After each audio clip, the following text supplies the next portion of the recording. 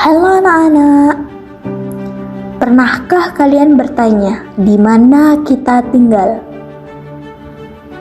Mengapa bumi bisa ditinggali manusia, hewan, dan tumbuhan?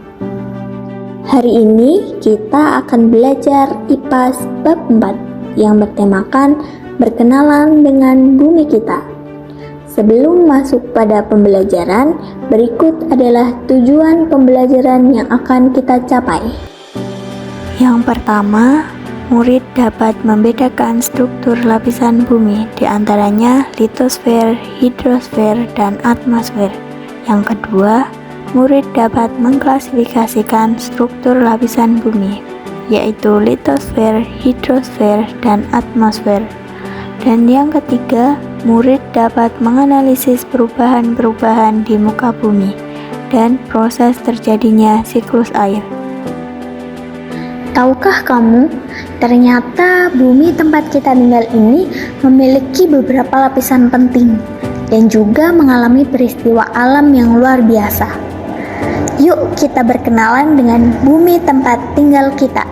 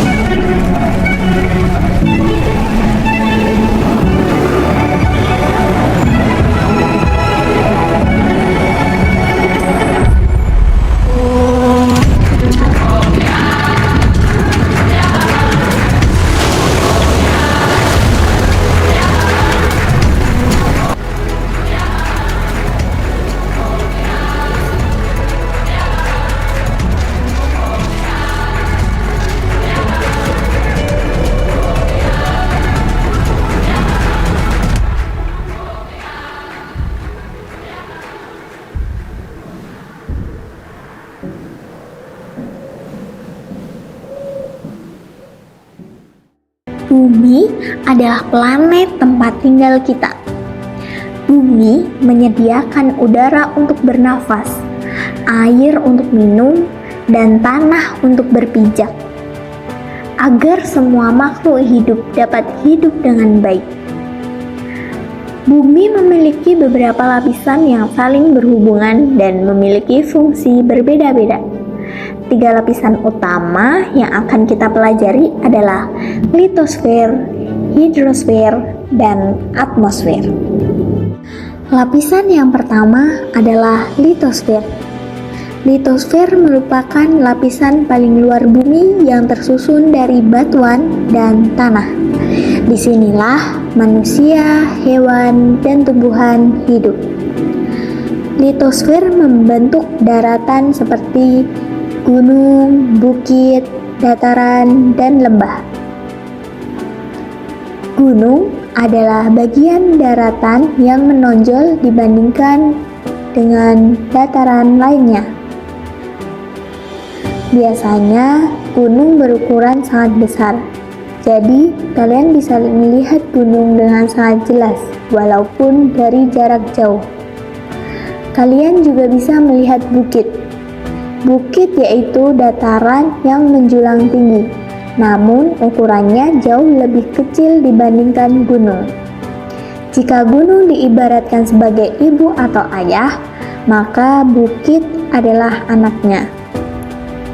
Selain gunung dan bukit, kalian juga bisa menemukan lembah. Lembah adalah dataran landai yang terbentuk akibat adanya 2 bukit atau 2 gunung. Bentuknya seperti cekungan. Di daratan, kalian juga bisa menemui dataran tinggi dan dataran rendah. Dataran tinggi adalah daerah daratan yang ketinggiannya lebih dari 200 meter di atas permukaan laut. Adapun dataran rendah, yaitu bagian daratan yang ketinggiannya antara 0 sampai 200 meter di atas permukaan laut. Tanah di litosfer sangat penting karena digunakan untuk bertani, membangun rumah, dan berbagai aktivitas manusia. Lapisan yang kedua adalah hidrosfer. Hidrosfer adalah lapisan perairan yang menyelimuti permukaan bumi. Semua air yang ada di bumi seperti laut, sungai, danau, rawa-rawa, air hujan, air tanah, dan es di kutub adalah bagian dari hidrosfer. Sekitar 71% dari permukaan bumi tertutup air. Air sangat penting bagi kehidupan. Semua makhluk hidup membutuhkan air untuk bertahan hidup. Tanpa hidrosfer, bumi akan menjadi tempat yang kering dan tidak dapat ditinggali. Lapisan bumi yang ketiga adalah atmosfer. Atmosfer adalah lapisan udara yang menyelimuti permukaan bumi. Lapisan ini berfungsi melindungi bumi dari panas matahari dan dari benda-benda luar angkasa. Atmosfer juga menyediakan udara yang kita hirup, membantu terjadinya cuaca seperti hujan, angin, dan badai. Ada oksigen yang digunakan manusia, hewan, dan tumbuhan. Ada gas karbon dioksida yang membantu tanaman menghasilkan energi. Selain itu, ada juga gas nitrogen yang membantu tumbuhan mendapatkan nutrisi untuk kehidupan. Di atmosfer terdapat lapisan-lapisan udara, yaitu troposfer, stratosfer, mesosfer, termosfer, dan eksosfer. Setiap lapisan udara dibedakan berdasarkan temperaturnya dan ketinggiannya dari permukaan bumi. Lapisan troposfer adalah lapisan yang berhubungan langsung dengan permukaan bumi dan merupakan tempat terjadinya segala atau peristiwa cuaca seperti hujan, angin, dan badai. Tinggi troposfer berbeda-beda, namun rata-rata ketebalannya adalah 12 km dari permukaan bumi.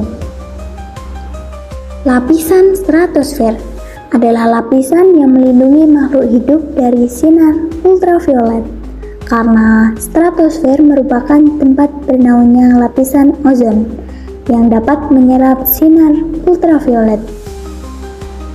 Lapisan stratosfer tingginya sekitar 12-50 km dari bumi dan suhunya mencapai sekitar 55 derajat Celcius akibat adanya kenaikan panas yang cukup drastis pada lapisan ini.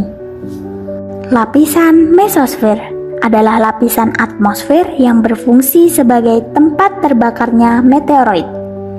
Jadi, kita terlindungi dari ancaman benda angkasa yang bisa saja jatuh ke bumi. Suhu di mesosfer dapat mencapai minus 83 derajat Celcius karena pada mesosfer berlaku hukum gradient termik. Lapisan mesosfer terletak pada ketinggian 50-80 km dari bumi. Lapisan termosfer adalah lapisan tempat terjadinya proses ionisasi, di mana ion positif dan elektron bebas bermuatan negatif terbentuk. Proses ionisasi yang terjadi menyebabkan penambahan dan pengurangan jumlah elektron yang menghasilkan cahaya berwarna-warni di angkasa, yang biasa disebut aurora. Lapisan termosfer jaraknya sangat jauh dari permukaan bumi, yaitu sekitar 80-400 km dari permukaan bumi. Lapisan eksosfer adalah lapisan paling luar dan paling atas dari atmosfer. Lapisan eksosfer berada di atas 400 km dari permukaan bumi. Jaraknya yang jauh dari bumi menyebabkan pengaruh gaya gravitasi bumi sangat kecil. Eksosfer merupakan lapisan antara bumi dan angkasa luar. Tahukah kalian bahwa bumi tempat kita tinggal juga mengalami perubahan yang sangat cepat? Salah satu contohnya perubahan cuaca. Apa itu cuaca? Secara sederhana, cuaca adalah keadaan udara di atmosfer pada waktu dan tempat tertentu yang sifatnya tidak menentu dan berubah-ubah. Hujan sebagai salah satu peristiwa alam yang merupakan bagian dari siklus air. Apa itu siklus air? Siklus air adalah proses perpindahan air dari permukaan bumi ke atmosfer yang terjadi secara terus-menerus.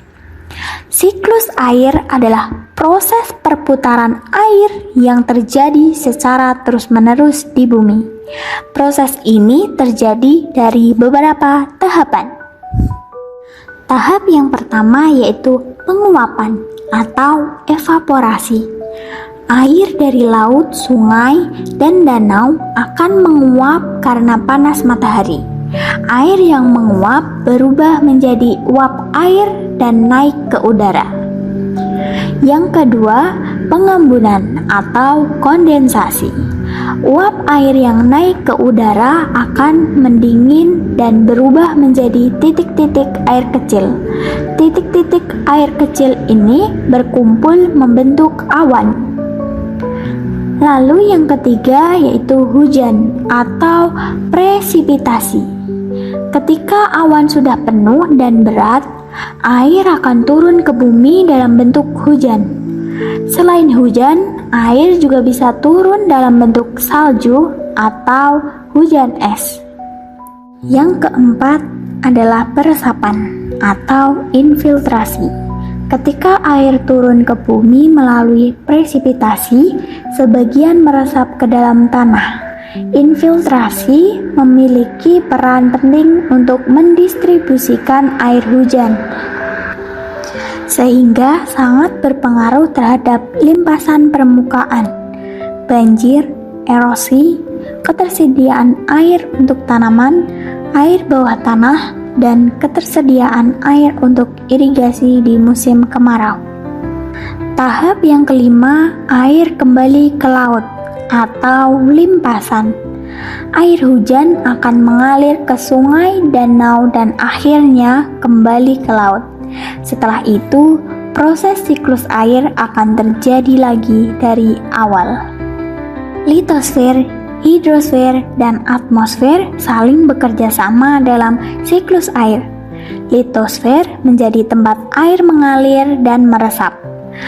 Hidrosfer menyediakan air. Atmosfer membantu pembentukan hujan. Wah, ternyata bumi kita sangat luar biasa ya. Lapisan bumi dan siklus air saling bekerja sama untuk menjaga kehidupan. Sebagai pelajar yang baik, mari kita jaga bumi dengan menghemat air dan menjaga lingkungan.